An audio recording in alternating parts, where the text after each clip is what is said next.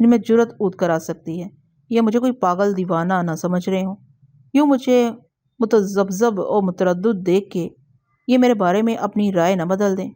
مجھے کوئی نہ کوئی حرکت کرتے رہنا چاہیے، لیکن اور کیا؟ میں اور کیا کر سکتا ہوں؟ مناسب یہی ہے کہ مجھے سب کچھ صاف صاف انہیں بتا دینا چاہیے۔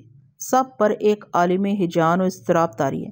زندگی بھر کے لیے اس وقت کی دہشت ان پر نقش ہو سکتی ہے، آئندہ کوئی کسی نفسی پیچیدگی کا شکار بھی ہو سکتا ہے۔ ایسا کچھ ہوا تو کیا میں خود کو معاف کر سکوں گا؟ لڑکیوں کا حال تو سب سے خراب ہے۔ ان کے چہروں پر بہت سادگی، شائستگی اور معصومیت ہے۔ یہ کیسی سزا، کس جرم کی سزا وہ بھگت رہی ہیں؟ کوئی بھی آسان کھو سکتی ہے۔ ان کی استطاع سے سوا مجھے ان کا امتحان نہیں لینا چاہیے۔ کسی اور طرح بھی میں ان سے پیش آ سکتا ہوں۔ چاقو تو بہرحال میرے ہاتھ میں ہے اور یہی سب کچھ ہے۔ میری ساری توانائی میرا بالصد بر ہتھیار ہے۔ ایک ہتھیار بدست کے آگے 100 آدمی بھی کوئی حیثیت نہیں رکھتے۔ وہ مجھ پر یقین کریں یا نہ کریں، مجھے جتنا وقت مطلوب ہے وہ تو مل ہی جائے گا۔ میں نے عواقب پر غور کرنے کے بعد مرد کا جکڑا ہوا بازو آزاد کر دیا۔ وہ پلکیں جھپکانے لگا اور اس نے اپنی جگہ سے حرکت نہیں کی۔ آپ کرسی پر بیٹھ جائیں، میں نے بظاہر رونق سے کہا، اور خیال رہے میرا ہاتھ خالی نہیں ہے اور نشانہ بھی برا نہیں۔ آپ سمجھدار آدمی ہیں، بہتر ہے جیسا میں کہتا ہوں سرے دست اس پر عمل کیجیے۔ کرسی پر بیٹھ جانے کی رعایت پر اسے مزید حیرت ہوئی۔ اس نے پھیلی ہوئی آنکھوں سے میری طرف دیکھا، ان میں غصہ بھی تھا، تجسس اور خوف بھی۔ وہ فوراً ہی کرسی پر بیٹھ گیا اور جھکتے ہوئے کرتے کی آستین سے پیشانی کا پسینہ پہنچا۔ میں اس کے قریب ہی رہا۔ آپ کیا چاہتے ہیں میاں؟ اس نے شکست خوردہ آواز میں بدقت لب کشائی کی۔ کچھ نہیں، میرے منہ سے نکل گیا اور میں نے چاقو اچھال کے دوبارہ ہاتھ میں اچک لیا۔ اپنے اس اضطرار اور مشاقی کے بے اختیار اظہار پر مجھے خود سے بیزاری ہوئی۔ میری بات دھیان سے سنیے اور اپنے ہوش و حواس قائم رکھیے۔ کچھ تامل کے بعد میں نے دھیمی آواز میں کہا، میں چوری ڈکیتی کے ارادے سے آپ کے گھر میں داخل نہیں ہوا ہوں۔ مجھے یہاں سے کچھ نہیں چاہیے، صرف تھوڑا سا وقت۔ مجھے افسوس ہے کہ میں نے آپ کو ناحق ایسی بدترین آزمائش سے دوچار کیا ہے۔ یہ جبر، یہ دیدہ دلیری ایک ناقابل معافی جرم ہے، بلکہ یہ تو کوئی گناہ ہے، لیکن میری کچھ مجبوری ہے جو مجھے آپ کے ہاں اس طور سے پناہ لینی پڑی۔ میرے پاس کوئی اور راستہ نہیں تھا۔ کچھ دیر بعد میں یہاں سے چلا جاؤں گا۔ آپ لوگ خاموشی سے یہ مختصر اور مشکل وقت گزار دیں تو لفظ ذہن میں منتشر ہو گئے۔ ممنونیت اور احسان کے لفظ بہت ہیج تھے۔ مجھ سے یہ سب کچھ نہ کہا جا سکا۔ کیا بات ہے؟ مرد کی آواز میں پہلی مرتبہ ٹھہراؤ آ گیا۔ میرے نرم اور ندامت زدہ لہجے سے چوکی پر بیٹھی خواتین اور زینی نامی لڑکے کی بھی یقیناً کچھ تشفی ہوئی ہوگی۔ میں نے ان کی طرف دیکھا۔ میں اس شہر میں اجنبی ہوں۔ میں نے اپنی بکھری ہوئی آواز استوار کرنے کی کوشش کی۔ کل رات ہی میں اپنے بڑے بھائی کے ساتھ پٹنے آیا ہوں۔ ہماری منزل بردان تھی۔ ہم فیض آباد سے ریل میں بیٹھے تھے کہ اکبر پور جنکشن پر انجن میں خرابی پیدا ہوگی۔ ساری گاڑی یکایک جھٹکے کھانے لگی۔ رات کا وقت تھا اور مسافر ایسے بیدار نہیں تھے۔ کئی مر گئے، بہت سے زخمی ہوئے۔ کسی شدید جھٹکے سے میرے سوئے ہوئے بھائی کا سر بھی ڈبے کی دیوار سے ٹکرا گیا تھا، لیکن اس وقت کوئی ایسی فکر کی بات معلوم نہیں ہوتی تھی۔ آگے راستے میں بھائی کے سر کی تکلیف بڑھتی گئی اور سفر ملتوی کر کے ہم پٹنہ اتر گئے۔ گرینڈ ہوٹل میں کمرہ لے کے اور سامان رکھ کے ہم نے پٹنہ میڈیکل کالج اسپتال کا رخ کیا اور وہاں ڈیوٹی پر موجود ڈاکٹر مرض کی نوعیت نہ سمجھ پائے۔ وہ اسپتال کے بڑے ڈاکٹر رائے کو نوقت زحمت دینے سے ہچکچا رہے تھے۔ بڑی منتوں کے بعد آمادہ ہوئے۔ ڈاکٹر رائے نے مہربانی کی، اپنے اصول توڑ کے وہ اسپتال آ گیا۔ بھائی کا توجہ سے معائنہ کیا، مگر اندرونی چوٹ کی وجہ سے وہ بھی حتمی طور پر کچھ بتانے سے قاصر رہا۔ بہرحال اس نے کچھ دوائیں تجویز کی۔ اس کی ہدایت پر ہمیں ایک الگ کمرے میں منتقل کر دیا گیا۔ رات بھر بھائی پر غفلت طاری رہی۔ صبح ان کے کئی ایکس رے لیے گئے۔ ڈاکٹر رائے دوپہر کے 1 بجے دوسری بار معائنے کے لیے کمرے میں آنے والا تھا۔ دوپہر تک میرے پاس خاصا وقت تھا، لیکن وہاں سے ہٹنے کو دل نہیں مانتا تھا۔ کمرے میں تعینات مہربان اور مستند نرس کی مستقل نگہداشت اور اس کی یقین دہانی پر کہ میں ہوٹل جا کے ڈاکٹر رائے کی آمد سے پہلے واپس آ سکتا ہوں، میں اسپتال سے نکل آیا۔ تانگے والے نے میری توقع سے کم وقت میں مجھے ہوٹل پہنچا دیا، جیسا کہ میرا خیال تھا۔ ہوٹل کا عملہ ہمارے بارے میں فکر مند تھا۔ گزشتہ رات سامان رکھ کے وہاں سے چلے گئے تھے اور اسپتال میں ٹھہرے جانے کی وجہ سے واپسی ممکن نہ ہو سکی تھی۔ ہوٹل میں لباس تبدیل کرنے اور مینیجر کو ساری صورتحال سے آگاہ کرنے کے بعد اتنا وقت تھا کہ میں ڈاکخانے بھی ہوا ہوں۔ تانگا مجھے ڈاکخانے لے گیا۔ 2 ضروری تار دے کے میں وہاں سے نکلا ہی جاتا تھا کہ ایک نوجوان دیوار بن کے سامنے کھڑا ہو گیا اور تار فارم پر کسی عزیز کے نام اپنی ماں کی بیماری کی اطلاع لکھوانے کے لیے عاجزی کرنے لگا۔ میرے پاس وقت کم تھا اور صاف انکار بھی نہیں کیا جا رہا تھا۔ اسی شش و پنج میں تھا کہ ایک اور نوجوان سامنے آ کھڑا ہوا۔ اس کے ہاتھ میں بھی تار فارم تھا، پہلے والے کی طرح وہ بھی میرے پیچھے پڑ گیا۔ وہ تو مجھ سے چمٹ ہی گیا تھا، میں تصور بھی نہیں کر سکتا تھا کہ وہ دونوں ساتھی ہیں، اور تار فارم پر پیغام نویسی کے لیے اتنی منت گزاری ایک ہیلا ہے۔ مقصد ان دونوں کا کچھ اور ہے۔ ان سے گلو خلاصی کی کشمکش کے دوران بات کو آنے اور مجھ سے چمٹ جانے والے نوجوان میری جیب سے بٹوا نکال چکا تھا۔ اس کے ہاتھ میں صفائی نہیں تھی، یہاں گھبراہٹ میں ہاتھ اوچھا پڑ گیا تھا۔ دوسرے لمحے مجھے اس دست درازی کا احساس ہو گیا۔ میرا ہاتھ اس کی گردن تک پہنچ جاتا کہ ادھر پہلے والے نوجوان کی عاجزی میں شدت آ گئی۔ اس نے میرا بازو جکڑ لیا تھا۔ اسے بازو چھڑانے میں کچھ دیر لگی۔ اس اثنا میں جیب کترا نوجوان ڈاک خانے سے بھاگ نکلنے میں کامیاب ہو گیا۔ میں نے اس کا تعاقب کیا۔ وہ بھاگتا ہوا ڈاک خانے سے ملحق گلی میں داخل ہو گیا، غالباً یہ جان کے کہ میں اس کے تعاقب سے باز آنے والا نہیں ہوں۔ گلی میں کچھ اندر جا کے وہ جگہ ٹھہر گیا۔ اس نے چاقو نکال لیا۔ کاش میں وہاں سے لوٹ آتا۔ اس کے ہاتھ میں کھلے چاقو اور مشتعل تیوروں نے مجھے بھی اندھا کر دیا۔ اسے سمجھنا چاہیے تھا کہ چاقو کے معاملے میں مجھے بھی کوئی شدھ بدھ ہو سکتی ہے۔ میں نے اسے جلد ہی پسپا کر دیا۔ اپنا بٹوا لے کے میں گلی سے باہر نکلنے کا ارادہ کیا۔ کچھ فاصلہ طے کر لیا تھا کہ نوجوان کے دو اور ساتھی چاقو گھماتے ہوئے ڈاک خانے کی سڑک سے گلی میں آتے دکھائی دیے۔ انہوں نے میرے باہر نکلنے کا راستہ بند کر دیا۔ میں نے ان سے بہت کہا کہ مجھے اپنے بیمار بھائی کے پاس اسپتال پہنچنے کی جلدی ہے۔ میں نے بٹوا واپس کرنے کی بھی پیشکش کی، لیکن وہ تو کچھ طے کر کے آئے تھے اور جانے کس گمان میں تھے۔ بار بار میدہ نامی اپنے کسی استاد کا حوالہ دیتے تھے۔ ان میں ایک نسبتاً مشاق چاقو باز معلوم ہوتا تھا۔ دونوں نے مجھے گھیر لیا۔ قریب ہی اپنے بے سدھ پڑے ساتھی کی شکستہ حالت نے انہیں اور غضب پر آمادہ کیا۔ میرے پاس ان سے نپٹنے کے سوا کوئی چارہ نہیں رہا تھا۔ گلی میں کھڑے لوگوں نے کوئی دخل اندازی نہیں کی، وہ تماشا دیکھتے رہے۔ میرے پاس بھی چاقو تھا۔ بات بڑھ جانے کے خیال سے میں نے جیب ہی میں رہنے دیا۔ تفصیل سے کچھ حاصل نہیں، مختصر یہ کہ میں نے پختہ کار آدمی کو کس طرح زیر کر لیا۔ وہ اپنے ہاتھ میں چاقو برقرار نہ رکھ سکا اور نہ ہی اپنا توازن قائم رکھ سکا۔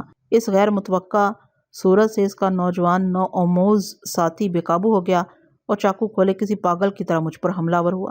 اس پر تو جیسے خون سوار ہو گیا تھا۔ اپنی جھونک میں وہ اتنی تیزی سے بڑھا کہ میرے لیے خود کو اور اپنے قبضے میں آئے اس کے بے حال ساتھی کو بچانا مشکل ہو گیا تھا۔ ظاہر ہے پہلے مجھے اپنے آپ کو محفوظ کرنا تھا۔ اس نے کچھ نہیں دیکھا کہ اس کا ساتھی بھی زد پر آ سکتا ہے، کیونکہ وہ میری گرفت میں ہے اور خود کو بچانے کے لیے میں اسے سامنے کر سکتا ہوں۔ میں نے بہت کوشش کی کہ اس کی دیوانگی سے میرے ساتھ اس کا ساتھی بھی محفوظ رہ سکے۔ میری کوشش بس اسی حد تک کارگر رہی کہ چاقو پیٹ میں گھسنے کی بجائے پسلی میں پیوست ہوا۔ نوجوان اپنی نادانی کے سنجام سے حواس کھو بیٹھا۔ اسے قابو میں کرنا پھر میرے لیے دشوار نہیں رہا۔ چند ضربوں میں وہ چکرا کے زمین پر گر گیا۔ اس سانحے کے بعد کچھ وہ خود بھی بے خبر ہو جانا چاہتا ہوگا۔ دونوں کو ان کے حال پہ چھوڑ کے میں نے دوبارہ واپسی کا ارادہ کیا۔ پھر کوئی میرے راستے میں مزاحم ہوا نہ میں نے پلٹ کے دیکھا۔ تانگا ڈاک خانے کے باہر میرا منتظر تھا۔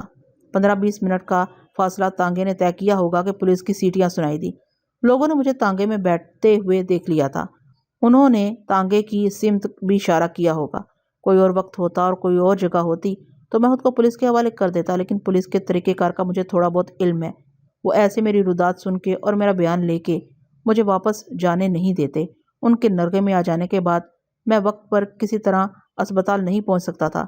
یہاں میرا کوئی واقف کار نہیں، اگرچہ گلی کے مکین اور راہگیر سارے واقعے کے شاہد ہیں، لیکن صاف نظر آ رہا تھا ان پر بھی استاد میدہ کے زور و اثر کی ہیبت چھائی ہوئی ہے۔ یہی وجہ ہو سکتی ہے کہ انہوں نے مداخلت نہیں کی۔ سڑک کے دونوں طرف گلیاں نکلتی تھی۔ بس یہی اس وقت دماغ میں آیا کہ تانگے سے اتر کے کسی گلی میں خود کو روپوش کر دوں۔ پولیس ابھی کچھ دور تھی۔ سڑک کے ایک موڑ پر میں تانگے سے کود پڑا اور چند گز دور دائیں جانب کی پہلی گلی میں داخل ہو گیا۔ ان گلیوں کے طول و عرض کا مجھے کوئی اندازہ نہیں تھا، لیکن ایسی بھول بھلائیاں گلیاں ہر بڑے اور پرانے شہر میں ہوتی ہیں۔ میرا خیال تھا ان پیچ در پیچ گلیوں میں پولیس کی دسترس سے نسبتاً محفوظ رہوں گا اور کہیں کسی جگہ اسپتال کی طرف جانے والا راستہ مل جائے گا۔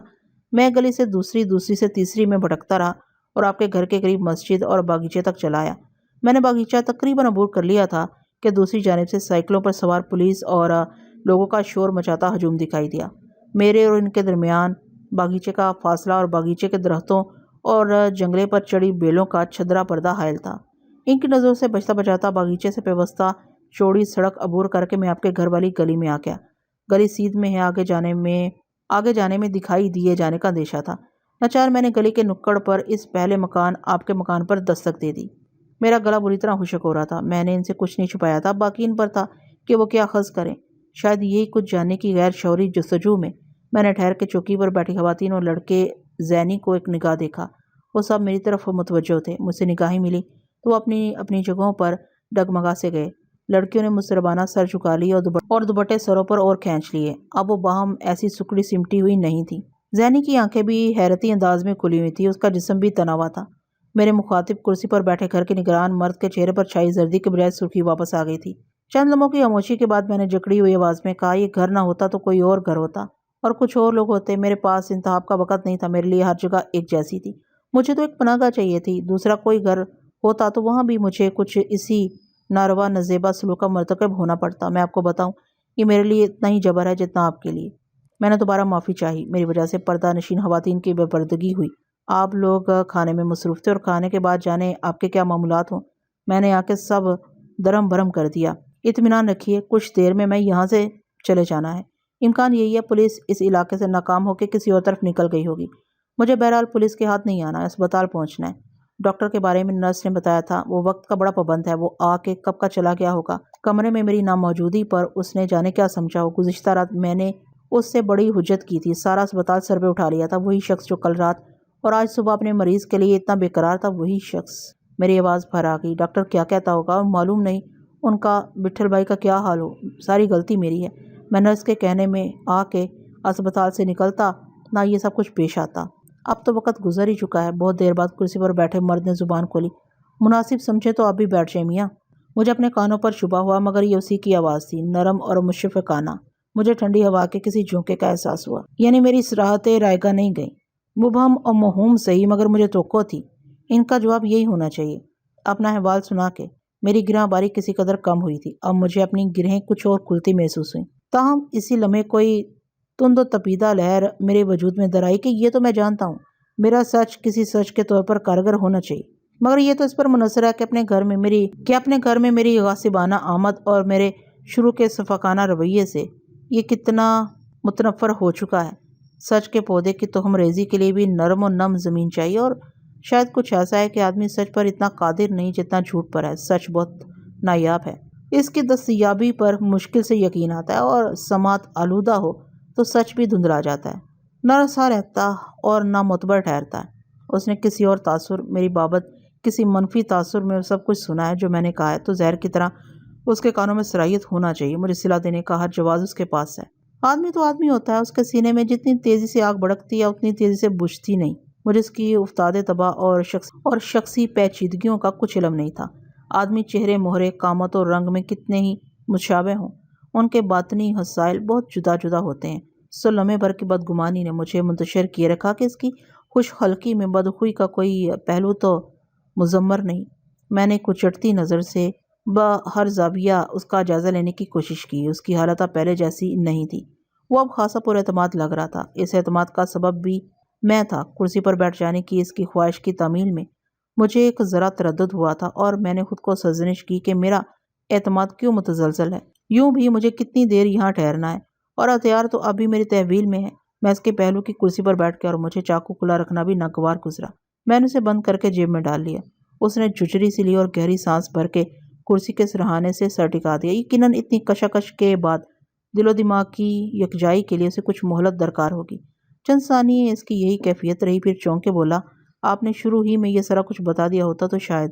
وہ کہتے کہتے رک گیا۔ بہرحال اس نے پھر آنکھیں میچ لیں۔ کاش کہ یہی ہوتا، مگر یہ کیسے ممکن تھا؟ میں آپ کے لیے بالکل اجنبی تھا۔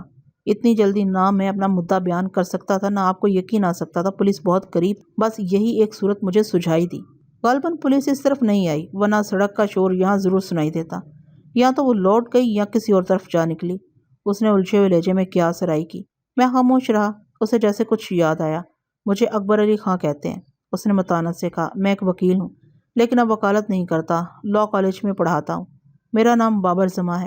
میں نے استگی سے کہا، آپ مجھے تعلیم یافتہ نوجوان معلوم ہوتے ہیں، تھوڑا بہت لکھنا پڑھنا آتا ہے۔ اس کے ہونٹوں پر پھیکی سی مسکراہٹ پھیل گئی، پیشانی پر شکنیں نمودار ہوئیں، اور وہ کھوئے کھوئے انداز میں سر ہلانے لگا۔ اس کے چہرے سے یہاں تھا کہ اسے کوئی بات کہنے میں دشواری پیش آ رہی ہے، شاید اسے لفظ مل گئی یا سرا مل گیا۔ ادھر ادھر نظریں گھماتے اور ہچکچاتے ہوئے بولا، یہ خود کو آزاد سمجھے؟ اس نے چوکی پر موجود اپنے آپ میں بندھی جکڑی خواتین کی طرف اشارہ کیا۔ میرا مطلب ہے، اس نے باوجرت وضاحت کی، اجازت ہو تو انہیں اندر جانے دیا جائے۔ میں بیٹھے بیٹھے اچھل پڑا۔ میں نے اس مرحلے کے بارے میں غور ہی نہیں کیا تھا۔ گھر کے افراد کے اندر چلے جانے سے مراد ہے آنے والے لمحوں میں کوئی بھی انہونی صورت پذیر ہو سکتی ہے، اور ادھر میرے انکار سے بھی یہ مثبت اور موافق صورتحال قائم نہ رہے گی۔ مجھ میں اب انکار کی جرت نہیں تھی، میں نے اسے خود گوا دیا تھا، میرے پاس اس کے سوا شاید اور کوئی جواب ہی نہ تھا۔ جی ہاں، میں نے بھیجی ہوئی آواز میں کہا۔ اجازت لے کے آپ مجھے اور شرمسار کر رہے ہیں؟ نہیں بخدا نہیں، وہ ہاتھ بلند کر کے بےتابی سے بولا۔ میرا مقصد یہ ہے کہ اب ان کی یہاں کیا ضرورت ہے، یہ گھر کے اپنے کام کاج دیکھیں۔ میرا خیال ہے مجھے اب چلنا ہی چاہیے۔ میں نے اٹھنے کا ارادہ کیا۔ اطمینان رکھیے، میں انہیں کوئی اور ہدایت نہیں دے رہا۔ اس نے میری دھن دور کرنے کی کوشش کی۔ یہ خود بھی سمجھ بوجھ رکھتی ہیں اور انہوں نے بھی میری طرح سب کچھ دیکھا اور سنا ہے۔ میں سمجھتا ہوں آپ کو اتنی جلدی نہیں کرنی چاہیے۔ ڈاکٹر کا وقت تو نکل ہی چکا ہے، سوچتے ہیں آپ کس طرح بحفاظت اسپتال پہنچ سکتے ہیں۔ آپ بہت مہربان آدمی ہیں۔ میرے اظہار ممنونیت میں تسنا کی آمیزش تھی، مگر شاید اسے محسوس نہ ہوئی ہو۔ یہ بتائیے آپ کیا پیئیں گے؟ صبح سے آپ نے کہاں کب کچھ کھایا پیا ہوگا؟ مجھے بالکل بھوک نہیں ہے۔ ہاں، ایسی صورت میں بھوک پیاس کا کیا احساس ہو سکتا ہے؟ آپ لوگوں کے کھانے میں میری آمد سے رکھنا پڑ گیا تھا۔ اچھا یہ ہوگا کہ میں اب چلوں؟ آپ اپنے معاملات جاری رکھیں۔ ہمارے معاملات کو جانے دیجیے، اب نہیں تو کچھ دیر بعد جاری ہو جائیں گے۔ صبح شام کا یہ چکر تو چلتا رہتا ہے، اس وقت تو آپ کا مسئلہ اہم ہے۔ اس کے لہجے میں غیر معمولی سنجیدگی تھی۔ دیکھیے، میں آپ کے کسی کام آ سکا تو مجھے خوشی ہوگی، ہم سب کو خوشی ہوگی۔ اس نے خواتین کی طرف دیکھتے ہوئے کہا۔ ارے بھائی، تم لوگ اندر جا کے مہمان کی کچھ تواضع وغیرہ کا بندوبست کرو، اور ہاں، کوئی نہ باہر جائے اور نہ ہی آس پڑوس سے واسطہ رکھے۔ درمیان میں کوئی گھر آئے تو اسے یہاں ہماری طرف نہ آنے دیا جائے۔ ادھیڑ عورت اور دونوں لڑکیاں سٹ پٹاتی ہوئی چوکی سے اٹھ کھڑی ہوئیں۔ انہوں نے جیسے تیسے دوپٹوں سے اپنے بدن اور چہرے چھپا لیے اور ایک دوسرے کے پیچھے اندر جانے کے لیے دروازے کی طرف لپک پڑی۔ زینی بھی اٹھ گیا۔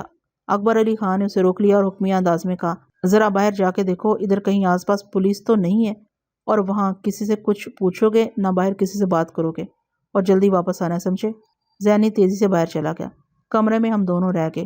میں خود کو تھپکیاں دیتا رہا۔ امکان تو نہیں، لیکن خوش گمانیوں میں احتیاط عین ہوش ہے۔ دروازہ چند قدم کے فاصلے پر تھا اور چاقو جیب میں محفوظ تھا، اور میرے اختیار میں کچھ نہیں رہا تھا۔ سب کچھ جیسے میرے ہاتھ سے نکل چکا تھا۔ میں تو دیکھتا اور سنتا رہ گیا۔ زینی کے جاتے ہی اکبر علی خان نے خوش اعتباری سے پوچھا، کچھ اپنے بارے میں بتائیے۔ ہاں، کیا مشاغل ہیں آپ کے؟ کیا بتاؤں؟ میں نے چرمراتی آواز میں کہا۔ کچھ بتائیے نا، ملازمت تو آپ نہیں کرتے اور تجارت؟ وہ حتمی لہجے میں بولا، یقیناً وہ بھی آپ نہیں۔ آپ کا اندازہ درست ہے۔ پھر وقت کیسے گزرتا ہے؟ سیر و سفر میں۔ پھر تو ضرور گھر کے نواب ہوں گے، زمینیں جاگیریں ہوں گی۔ اس کی مسکراہٹ میں شائستگی تھی۔ تھوڑی بہت زمینیں ہیں۔ میں نے اس کے بے موقع سوالوں سے بچنے کے لیے اقرار کیا۔ فیض آباد میں؟ جی ہاں، وہیں، میں نے سر جھکا کے کہا۔ مریض آپ کے سگے بھائی ہیں؟ جی، میرے لہجے میں ترشی آ گئی۔ وہ سگے ہیں نہ سوتیلے؟ کوئی خونی رشتہ ہے؟ کوئی خونی رشتہ نہیں ہے میرا ان سے۔ کچھ رشتے بے نام ہوتے ہیں اور کبھی سارے رشتوں سے بلند ہوتے ہیں۔ اس کی آنکھیں سکڑتی پھیلتی رہیں اور وہ سر ہلاتا رہا۔ کیا اسم شریف ہے ان کا؟ یاد آیا، کوئی نام لیا تھا آپ نے۔ بٹھل؟ اس نے تعجب سے دہرایا، صرف یہی نام؟ سب انہیں اسی نام سے جانتے ہیں۔ اب تو شاید خود انہیں بھی اپنا اصل نام یاد نہ ہو۔ اچھا، اس نے مفاہمانہ لہجے میں کہا۔ وہ ایک نہایت ذہین اور حساس آدمی تھا۔ کہنے لگا، ہو سکتا ہے آپ میرے ان پے در پہ سوالوں سے مغتر ہو رہے ہوں۔ اصل میں میرا مقصد یہی نہیں کہ مجھے آپ کے بارے میں کچھ جاننے کی جستجو ہے، ایک قسم کی فطری جستجو۔ میری یہ بھی خواہش تھی اور ہے کہ کچھ اس طرح آپ کی توجہ بٹے، لیکن لگتا ہے آپ کے دماغ پر بہت بوجھ ہے، یا آپ اپنے مخاطب کو اعتبار کے قابل نہیں سمجھ رہے۔ نہیں، یہ آپ کیا کہہ رہے ہیں؟ آپ میرے محسن ہیں، میں نے لجاجت سے کہا۔ کچھ نگوار خاطر ہوا ہو تو مجھے معاف کر دیجیے۔ میں آپ سے پھر کہوں گا، ذرا تحمل کیجیے۔ دیکھیں، جلد بازی میں خدا نخواستہ اور رکاوٹیں نہ کھڑی ہو جائیں۔ آپ نے استاد میدہ کا نام لیا تھا نا؟ میں اسے جانتا ہوں۔ آپ جانتے ہیں اسے؟ میں نے بے قلی سے پوچھا۔ وکالت کے دوران کئی بار اسے کچہری میں دیکھا ہے۔ شہر میں تقریباً سبھی اسے جانتے ہیں۔ وہ ایک شورا پست پرلے درجے کا شیطان آدمی ہے، ایک نمبر کا گنڈا، بہت کٹکھنا اور خوخار۔ بڑے بڑے سرکاری آفیسر اس پر ہاتھ ڈالتے ہوئے کتراتے ہیں۔ اس کے گر کے ایک سے ایک منہ مار ہاتھ چھٹ شہر بھر میں پھیلے ہوئے ہیں۔ لوگ کہتے ہیں بس اس کے سر پہ تاج نہیں ہے۔ من مانی، دھاندلی، ہٹ دھرمی۔ شہر میں بیشتر جرائم کے پیچھے وہ ہوتا ہے یا اس کے حاشیہ بردار ہوتے ہیں۔ یہ بھی کہا جاتا ہے کہ کوئی اس کے آڑے نہیں آتا یا اسے نہیں چھیڑتا تو وہ بھی اس شخص پر ہاتھ نہیں ڈالتا۔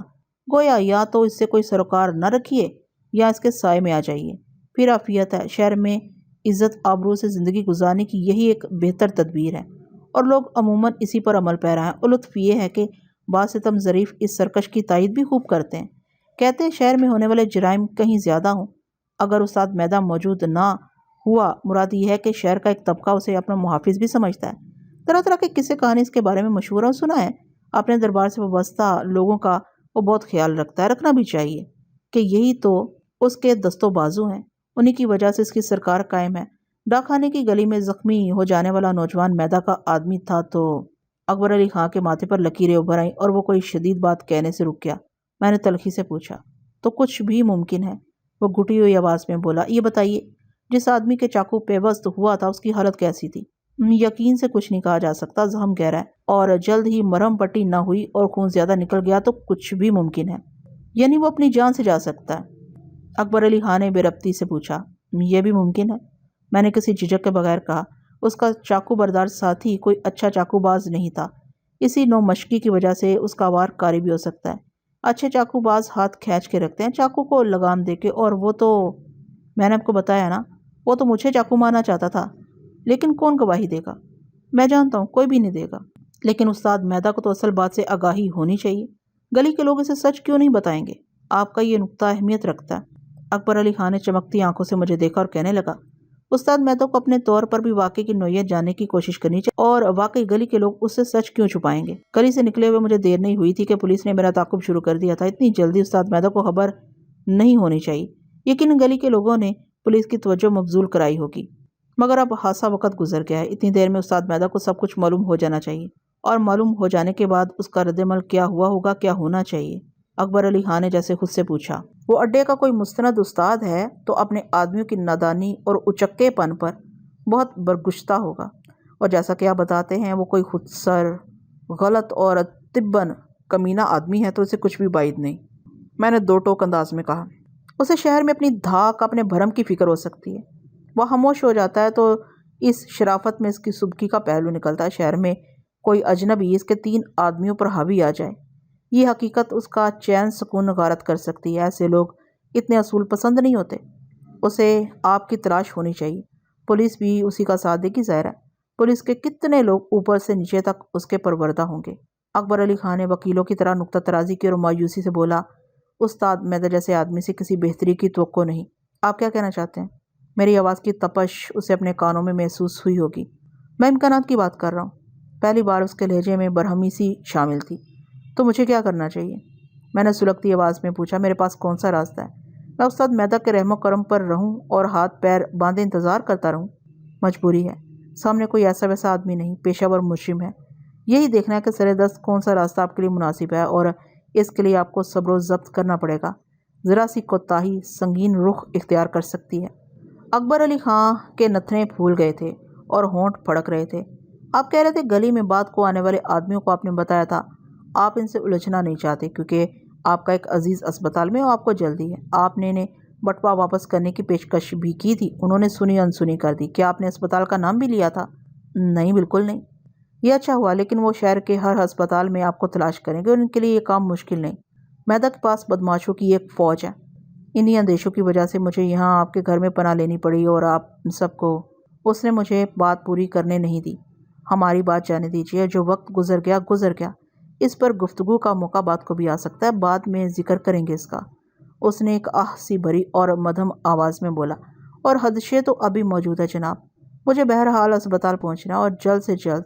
میرے مصمم لہجے میں سرگشتگی نمایاں تھی۔ میں بٹھل بھائی کو اس حالت میں ایسے چھوڑ نہیں سکتا، مگر برادرم کس طرح؟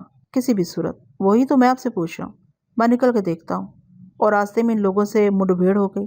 آپ سوچیں یہ قطعی ممکن ہے، راستے میں آپ کو کسی نے پہچان لیا یا آپ پولیس کے ہاتھ لگ گئے۔ میرے پاس کوئی جواب نہیں تھا، وہ ٹھیک ہی کہہ رہا تھا، راستے میں کہیں بھی کوئی پتھر بن سکتا ہے، وہ پولیس ہو یا میدہ کے آدمی، دونوں صورتوں میں اسپتال پہنچنا ممکن نہ ہو سکے گا۔ باہر آہٹ ہوئی تو بیک لمحہ ہم دونوں کی نظریں دروازے کی طرف اٹھیں۔ وہ زینی تھا، وہ پھرتی سے اندر آیا۔ کیا خبر لائے؟ اکبر علی خان نے ہڑک کے پوچھا۔ زینی کی آواز بھی اس کی عمر کی طرح کچی تھی۔ تم نے کسی سے بات کی؟ آپ نے منع جو کیا تھا؟ زینی نے دبی زبان سے جواب دیا۔ ہاں ہاں۔ اکبر علی خان کچھ خفیف ہوا۔ تم نے ٹھیک کیا، اور سنو، تم گھر ہی میں رہو گے، ٹیوشن کے لیے ماسٹر ضیاء الدین آئیں تو آج کے لیے منع کر دو گے؟ زینی سر جھکائے واپسی کے لیے مڑ گیا تھا کہ اکبر علی خان الجھ کے بولا، یہ لوگ اندر کیا کر رہی ہیں؟ ان سے کچھ کہا تھا میں نے، جاؤ اندر جا کے دیکھو۔ زینی کے کمرے سے نکلتے ہی اس نے چھت کی طرف دیکھا، شکر ہے پولیس اس علاقے میں موجود نہیں ہے۔ میں سر ہلا کے رہ گیا۔ دیکھیے، اس نے ہمکتی آواز میں کہا، ایک تو یہ صورت ہے کہ آپ خود کو، اس نے جلدی سے توسیع کی، یہ ایک مفروض ہے، فرض کیجئے آپ خود کو پولیس کے حوالے کر دیتے ہیں تو کیا ہوگا؟ کل صبح یا اس سے اگلے دن وہ آپ کو عدالت میں پیش کر دیں گے اور کوئی آپ کی ضمانت لے لے گا۔ فرض کیجئے یہ ضمانت میں لے لیتا ہوں، پھر آپ کسی حد تک محفوظ ہو جائیں گے کیا؟ ورنہ آپ کو اس وقت تک تھانے کچہری کی گردش میں رہنا پڑے گا جب تک معاملہ کسی کروٹ نہ بیٹھ جائے۔ اگر زخمی شخص خدا نہ خواستہ زندگی ہار بیٹھتا ہے تو ضمانت بھی مشکل ہو جائے گی، اور یوں عدالت میں آپ کی بے گناہی ثابت کرنے، ثبوت و شواہد جمع کرنے اور چشمدید گواہوں کو حق گوئی پر آمادہ کرنے میں ایک مدت صرف ہو سکتی ہے۔ دوسری صورت یہ ہے کہ کیوں نہ آپ اپنے بیمار بھائی کی دیکھ بھال کے لیے اپنی کسی عزیز کو یہاں بلا لیں۔ تار کے ذریعے اطلاع میں انہیں دے سکتا ہوں۔ فیض آباد سے دوسرے دن کوئی بھی یہاں پہنچ جائے گا اور آپ کو تسلی ہو جائے گی۔ جب تک کوئی فیض آباد سے آ نہیں جاتا میں اسپتال جا کے آپ کے عزیز کی نگہداشت کر سکتا ہوں۔ اسپتال والوں سے بھی آپ کی غیر حاضری کا کوئی معقول عذر کیا جا سکتا ہے۔ اس دوران آپ کسی قسم کا تردد کیے بغیر یہاں اس گھر میں میرے غریب خانے میں میرے مہربان کی حیثیت سے ٹھہر سکتے ہیں۔ مجھ پر کوئی بوجھ نہ ہوگا بلکہ مجھے خوشی ہوگی۔ ہمارا خاندان متصر ہے اور گھر ماشاءاللہ بڑا ہے۔ اوپری منزل تقریباً خالی رہتی ہے۔ یہاں آپ کے قیام کے دورانیے میں کسی طرح چپ چپاتے آپ کی بعافیت فیض آباد واپسی کی تدبیر کی جا سکتی ہے۔ آپ شہر میں نہیں رہیں گے تو یہ سب کچھ خود بخود دب جائے گا، یعنی نتیجہ یہ نکلتا ہے کہ کسی بھی حالت میں آپ کا فی الحال اسپتال جانا ممکن نہیں ہے، چونکہ ابھی معاملہ گرم ہے، ہو سکتا ہے جلدی ٹھنڈا پڑ جائے، خدا کرے ایسا ہی ہو۔ وہ پر امید انداز میں بولا۔ امید سے زیادہ اس کے لہجے پر حسرت کا غلبہ تھا۔ مجھے حیرت ہوئی اور پہلوؤں پر اس جز رز کی نگاہ کیوں نہیں گئی۔ میں سنتا رہا اور میں نے اسے نہیں کہا کہ ڈاک خانے سے بآسانی معلوم کیا جا سکتا ہے میں نے کون کون سے مقامات پر تار دیے۔ جس تانگے پر میں ڈاک خانے آیا تھا اسے ڈھونڈ لینا ان کے لیے کیا دشوار ہوگا تانگے والے سے کہ میں کون سے اسپتال سے سوار ہوا تھا، درمیان میں کہاں ٹھہرا تھا۔ اس تفتیش میں ہوٹل میں ہماری اقامت اور پتے کی معلومات ہو سکتی ہیں۔ تار کے فارم پر میں نے پٹنہ شہر میں اپنے پتے کے طور پر گرینڈ ہوٹل کا نام لکھا ہے۔ ہوٹل کے رجسٹر میں اپنی مستقل سکونت کے خانے میں فیض آباد کا پتہ لکھوایا۔ سرا پکڑتے پکڑتے وہ وٹھل تک پہنچ سکتے ہیں۔ میں کچھ دیر بعد اپنے آپ کو چھپاتا ہوا اسپتال پہنچنے میں کامیاب بھی ہو جاؤں تو ابھی شام کو یا رات کو یا کل کسی وقت وہ اسپتال میں میرے سر پر آ دمک سکتے ہیں۔ اس طرح وٹھل کے میں کیا کام آ سکتا ہوں؟ اکبر علی خان کا یہ مشورہ ہی صائب معلوم ہوتا ہے کہ کلکتے تار دے کے جاموں کو بلا لیا جائے۔ تار میں یہ تاکید بھی ہو کہ وہ اکیلا نہ آئے۔ جاموں استاد میدہ سے نپٹنے کی صلاحیت رکھتا ہے اور ضرورت پڑنے پر وہ کہیں سے کسی کو بھی طلب کر سکتا ہے۔ کلکتے میں زورا اور جمرو بھی موجود ہیں، جاموں کے ساتھ وہ بھی یہاں آ جائیں تو اور اچھا ہوگا، مگر تار پہنچنے اور کسی کے آنے میں کچھ وقت تو لگے گا۔ تار کب پہنچے؟ ادھر وٹھل کے لیے سوچ کے تو میرے اوسان خطا ہو رہے ہیں۔ کچھ خبر نہیں ڈاکٹر رائے نے کیا تشخیص کی ہے، وہ کس نتیجے پر پہنچا ہے، ایکس ریز میں کیا آتا ہے۔ یہ اکبر علی خان ایک شریف النفس اجنبی وٹھل کی ہیرے گیری کرنے کی نوازش پر آمادہ ہے تو غنیمت سمجھنا چاہیے۔ اسپتال میں وٹھل کو تنہا چھوڑ دینے سے بہتر ہے کوئی اجنبی ہی صحیح اس کی پرسش حال کے لیے کوئی نہ کوئی تو سراہنے موجود رہے۔ اکبر علی خان ڈاکٹروں سے عمدگی سے بات کر سکتا ہے۔ میں اپنے پاس محفوظ ساری رقم اس کے حوالے کر دوں گا کہ اسپتال کے اخراجات میں اس کا ہاتھ کھلا رہے، لیکن یہ متبادل تجویز کسی حد تک قابل عمل ہے۔ اکبر علی خان نے اس طرف غور نہیں کیا۔ اگر میدہ کے آدمی کھوج لگاتے لگاتے وٹھل تک پہنچ گئے اور انہیں اسپتال کے کسی ذریعے سے معلوم ہو گیا کہ وٹھل کو اسپتال لانے اور اسے برادرانہ قرابت کا دعویٰ کرنے والا کوئی اور یعنی میں تھا، اور میں ڈاکخانے سے ملحق گلی میں ہونے والے واقعے کے بعد اسپتال واپس نہیں آیا ہوں، تو لازماً ان کی توجہ وٹھل کے تیماردار اکبر علی خان پر مرکوز ہو جائے گی۔ اس کا گھر ان کا ہدف بن جائے گا جہاں منہ چھپائے واقعتاً میں موجود ہوں گا۔ یہ کوئی اچھی بات نہیں ہے کہ ایک نہایت حلیق اعلیٰ ظرف شخص اپنے محسن کو کسی مصیبت سے دوچار کر دے۔ اکبر علی خان کو تو اسی شہر میں رہنا ہے، اسے استاد میدہ کے آدمیوں کی نظر میں نہیں آنا چاہیے۔ میرا سر پھٹا جا رہا تھا، جتنا میں سوچتا جدھر دیکھتا اندھیرا ہی اندھیرا دکھائی دیتا۔ اسپتال کے بستر پر بے سدھ پڑے وٹھل کی تصویر میرے سینے، میری آنکھوں، میرے وجود میں سمائی ہوئی تھی۔ بار بار ہڑک سی اٹھتی تھی کہ بس اکبر علی خان سے رسمی اجازت لے کے اس گھر سے نکل پڑوں، آگے جو ہوگا دیکھا جائے گا۔ اور اسی لمحے یہ اندیشہ جسم جکڑ لیتا تھا کہ راستے بہت طویل نہ ہو جائیں۔ راستوں کی طوالت فاصلوں سے نہیں، راستوں کی نوعیت سے طے ہوتی رہے۔ راستے میں کوئی دیوار کھڑی ہو گئی تو اس کی بلندی کی انتہا کچھ بھی ہو سکتی ہے، پھر اسی اصطلاح پر بات تمام ہو جاتی ہے کہ مجھے اکبر علی خان سے گزارش کرنی چاہیے فی الفور ڈاک خانے جا کے کولکاتے میں جاموں کو تار دینے کی زحمت کرے۔ جب تک جاموں وغیرہ یہاں آ نہ جائیں مجھے اکبر علی خان کے دولت قدے میں زندانی بن کے وقت کاٹنا ہے اور دیواروں سے سر پھوڑتے رہنا ہے۔